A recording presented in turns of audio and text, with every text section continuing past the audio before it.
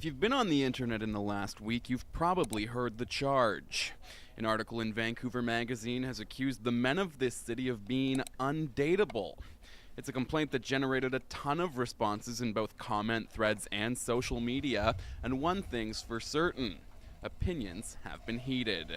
Romance columnist Sunny Lenarduzzi agrees the dating scene here isn't ideal, but she's not sure the blame lies solely with the boys.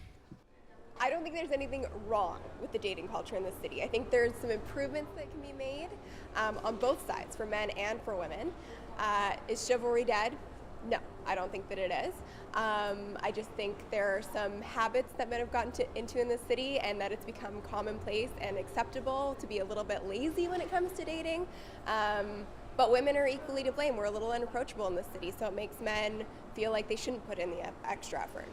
I think women make it really hard to date here. We're unapproachable, we can be a little bitchy, we can be considered gold diggers.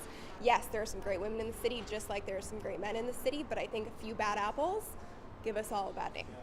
But while Lenarduzzi doesn't believe the men of this city are particularly to blame for the dating culture being what it is, many of the women we spoke to do. They need to be more, men. Come on, men are trying to be, they're too feminine nowadays. I mean, come on, check out those bags over there. Well, there tends to be a lot more gay men than straight men, but I don't know. We go to an art school. We go to art school too, so when you go to art school, there's not as many choices, I guess. To be honest, I think it's because it's raining here all the time, so they're not the happiest. They're really grumpy, yeah. You look around and they're not really smiling all the time. That's not very welcoming for the feminine kind of population in the city.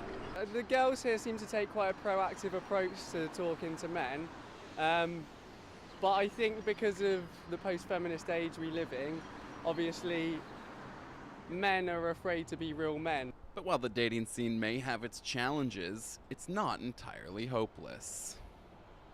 There are great men in the city. Vancouver men do not suck. I just want to say that for the record, they do not suck.